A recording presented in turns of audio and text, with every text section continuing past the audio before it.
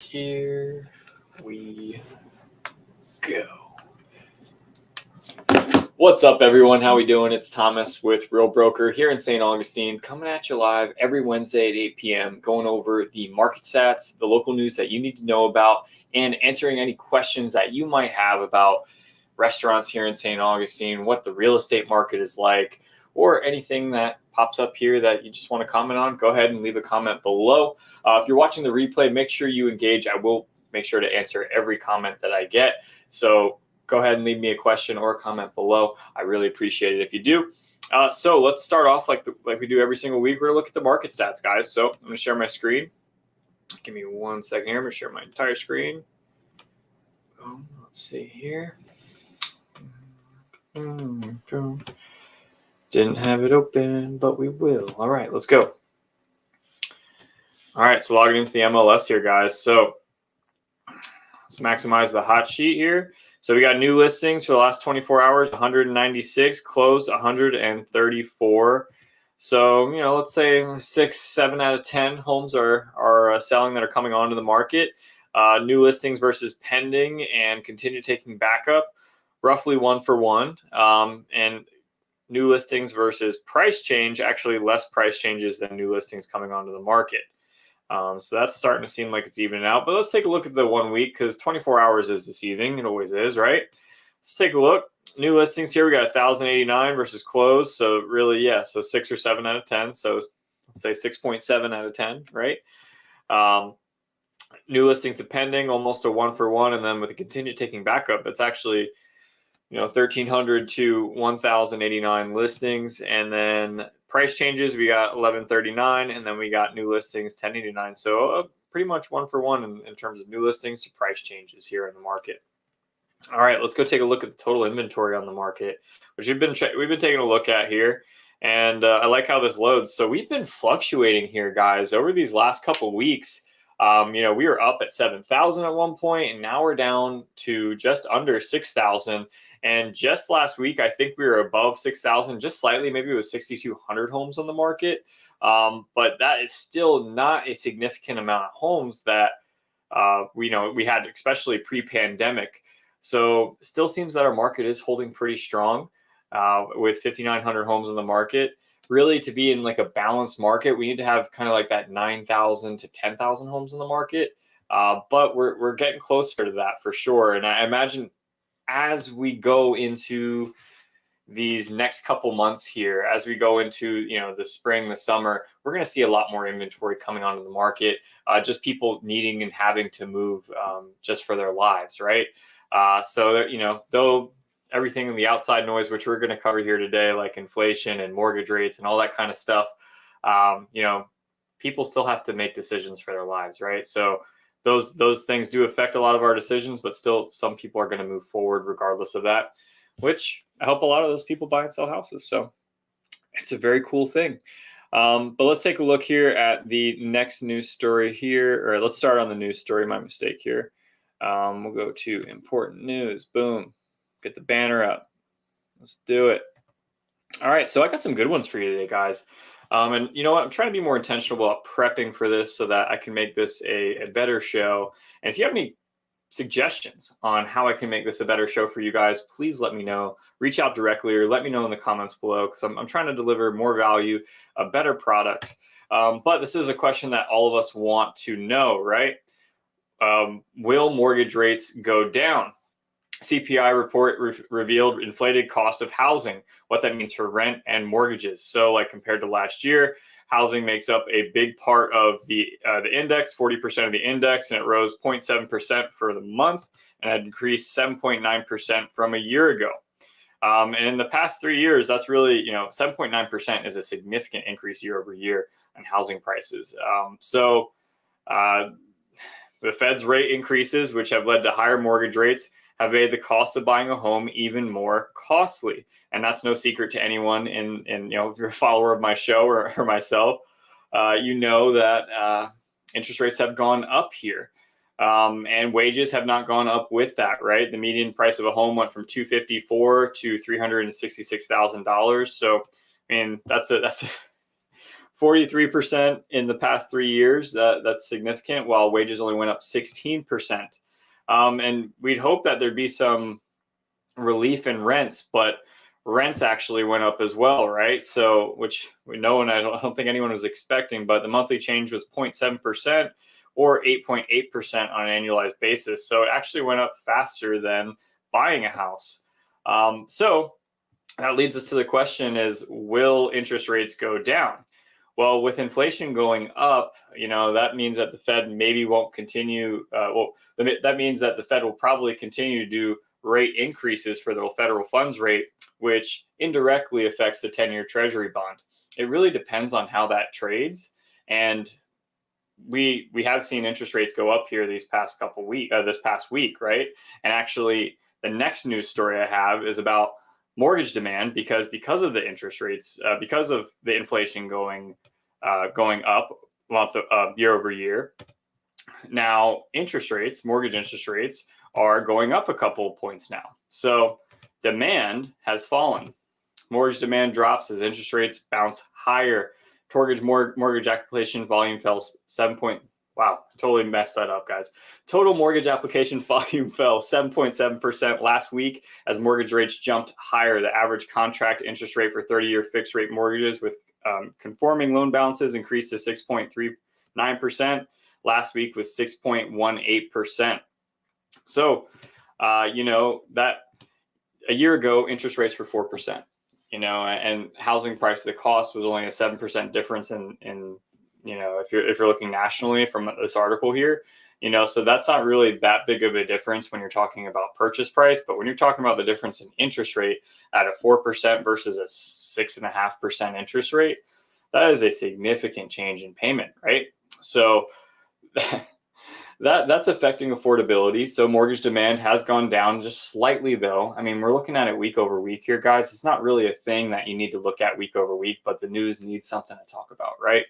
So it is what it is. Let me share the next news story here. Let me share my screen.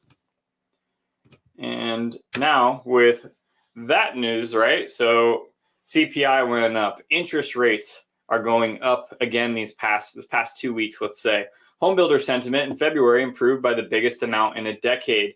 Now, that is a little bit of a clickbaity headline. It is up, but it's still not positive. It has to be over 50 for it to be positive. And I think they said that it came in at 42, okay? And there's some builders that are at 46, but it came in at 42. But when you compare it to several months ago, that was a low of 31 of homebuilder sentiment. And, it's obviously changing here because they're seeing a little bit of a gap in interest rates again. They're seeing more buyers come back. They're not having to offer as many incentives off to buyers just so that they get them through the door. Because new construction these past couple months, I mean, they were throwing deals at people left and right. And they were in some big ways. I had someone that got a 2.99% interest rate for the first year, 1.99 the first year, 2.99 the second year, and 3.99 for the life of the loan. That's a ridiculous interest rate. They closed last month, so and their payment for a single family brand new construction home is $1,500. So that they were throwing out incentives left and right because of the change in the market and how drastic it changed. Interest rates rose at a rate that they've never risen before in the past year. So if you know any mortgage lenders, honestly, they didn't have a good business before, these past couple of years, they're probably struggling right now because the interest rates, there's no refinance availability. Therefore, that's a big part of mortgage lenders' businesses is refinances. But most people got a mortgage interest rate under 4%. So there's not really a whole bunch of people there. They're like, oh, yeah, let me refinance to the higher rate. And then this past couple months, like homebuilder sentiment was down, confidence was down kind of overall. I really feel like since the year has changed, that has kind of the whole mentality has changed now. But that's what I think. What do you guys think? How do you think the market is in your area? And what makes you think that, is the market good? Is it bad? And what makes you think that? Let me know in the comments below. So I'm going to go on to the next news story here. And I've been following, this is one actually I'm kind of excited about here.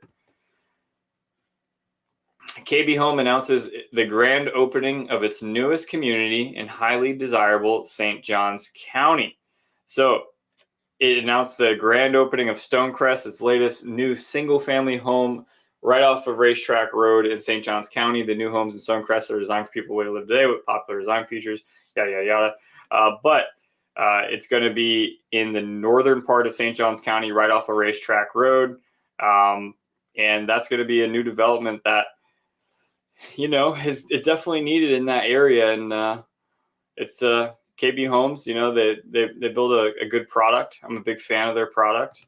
The process can be a little difficult sometimes through experience, but yeah, I think that's a good project that, you definitely want to look out for.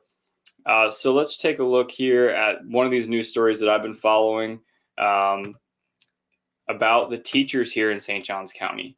And this is actually, I'm going to have two news stories here because I think they coincide. And if you are looking to move here, if you're living here, I think it's important to know about this kind of stuff. It's not all, sunshine and rainbows here in St. Johns County, though. I like to talk like it is, but I like to be as transparent as possible. We talk about the St. Johns County Schools Teachers Union and actually them denying a raise for the first time ever. And essentially they stood up and said, like, hey, they went and talked to Tim Forson, the superintendent of the schools, and they're like, we don't have enough money here. There's not enough money for me to be able to buy a home, live in this area, and also pay for, little tiny things out of my pocket for these school kids. And this has been an ongoing battle, I'd say, for at least, it's been several years for sure, but it's definitely come to more of the attention of mainstream media here, at least locally, in the past couple months. And it even came to a point where on Wednesday they said, hey, we're only going to work the contract hours. So essentially they used a half day, where in St. Johns County, a lot of the schools let out, I think, at like 1 o'clock. So they used a half day and only worked the contract hours when normally they'd come early, they'd stay late. They just worked from 8 a.m. to 1 p.m. and just walked out. So it's not a great thing, especially when St. Johns County is known for its school districts here. We've been the #1 school districts for years, and we're #2 now. And maybe that's a reflection of what's going on here with the pay, where people are like, you know what, the price is here. I can go make the same amount of money in this county over here, and the housing prices are much less. This costs much less. Going out to eat costs much less, and that's the kind of lifestyle that they're looking for.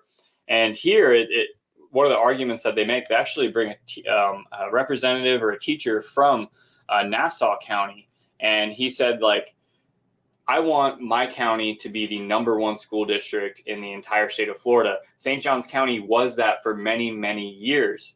He's like, so teachers are eventually going to start leaving because it's not going to be that way always, and that you're not going to pay the best talent to be there. Then they're going to go to different places where the cost of living, their dollar can go a little bit further. He's like, I want to be the #1 for what we do in our county, not because of what you guys are messing up in your county. So he dropped the mic, he left, he got a round of applause. It was pretty cool to watch. I'll leave the news story in the details below when I post all this stuff. But that's something that's definitely happening here in St. Johns County. And I know it's a concern a lot of places because of how fast housing has appreciated. But here in St. Johns County, it's just not something that, people used to be able to live on $50,000 a year. And quickly, that has changed, so there are definitely a lot of growing pains with that. So let's talk about the next news story here. It's still going within the school district, and this is something that I'm sure you guys have heard a lot about. And this is just, I'm not commenting on good or bad. I honestly, I don't know enough about it. I just try to, give the good information out here. But St. Johns County teacher says Florida book review process reveals state leaders lack knowledge and empathy. St. Johns County School District has removed 23 books from its library. And then this teacher is saying that like some books just shouldn't be removed.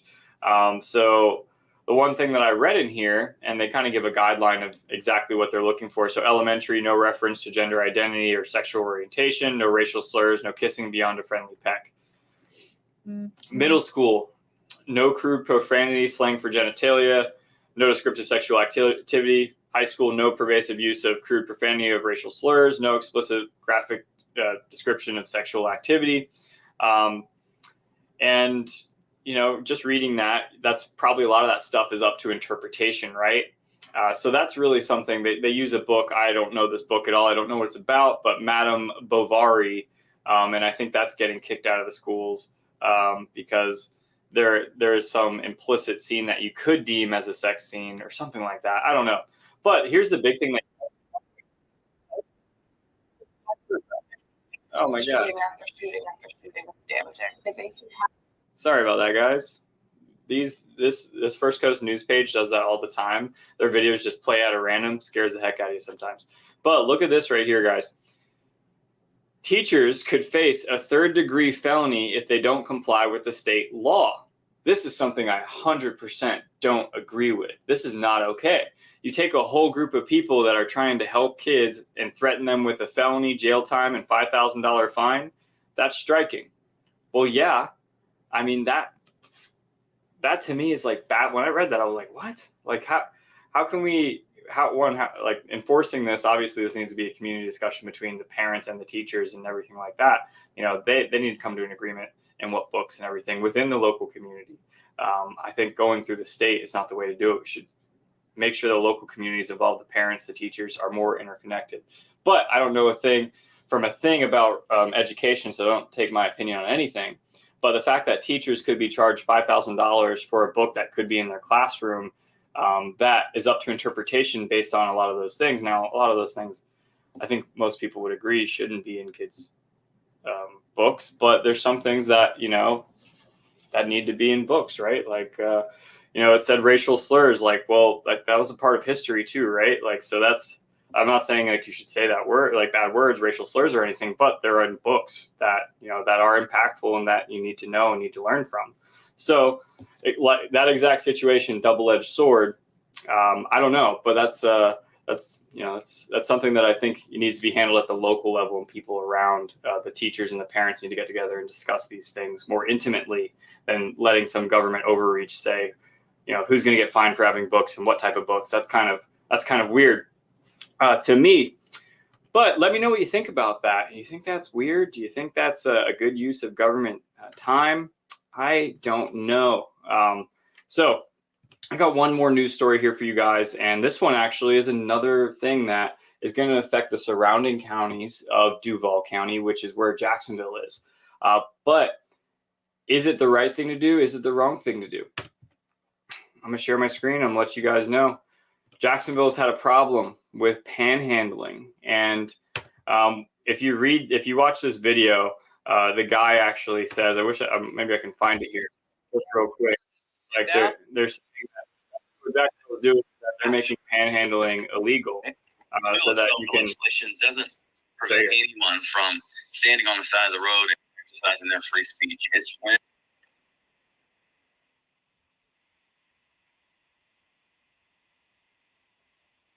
So they're making this panhandling law not about people panhandling asking for money, but it's based off of safety, right? It's based off of safety of people in the car and the people that are walking into the street.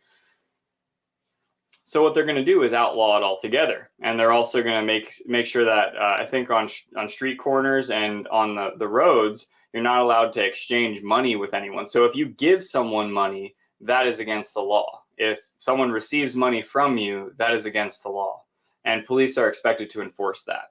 Now, to me, that's ridiculous. And they even asked the sheriff's office for comment on that, and they're like, yeah, it's not like number one on our priority list. Like, are they there's a 30-day grace period, like, hey, you're not allowed to panhandle in the city of Jacksonville anymore, which is the majority of Duval County.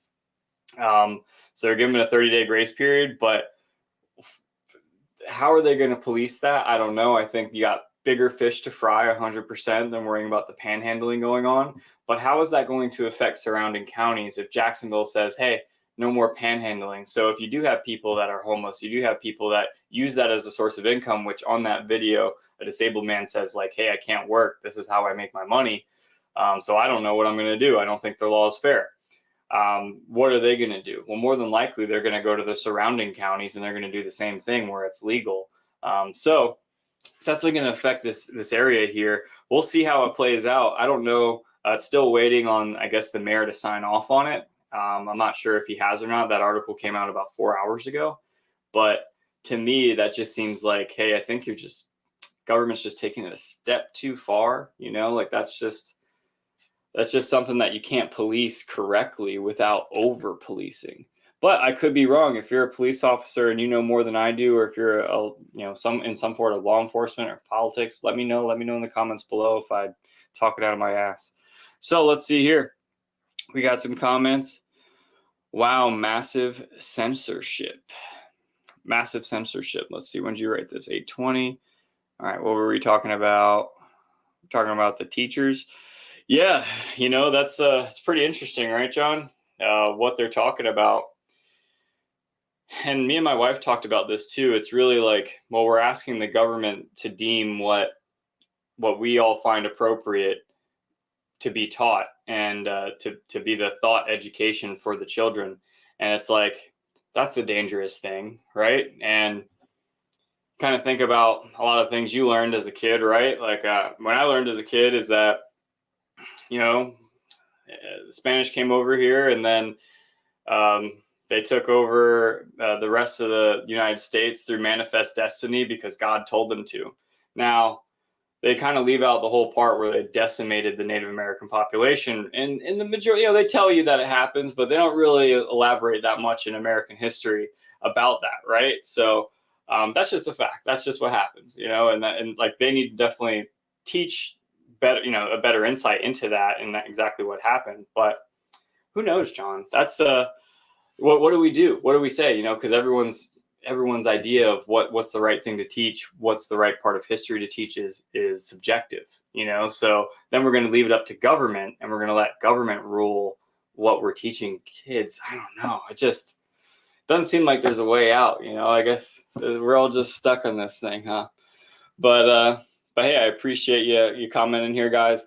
Guys, that is it. I'm going to get off here. I'm here every Wednesday, 8 p.m., going over the local market stats, going over the news that you need to know about that's relevant if you're thinking about buying, selling, investing, living here for the long term, every single Wednesday at 8 p.m. So I appreciate you guys being here tonight. Appreciate the comment, John. You're the man. I hope all is well. And I'll see you guys next week.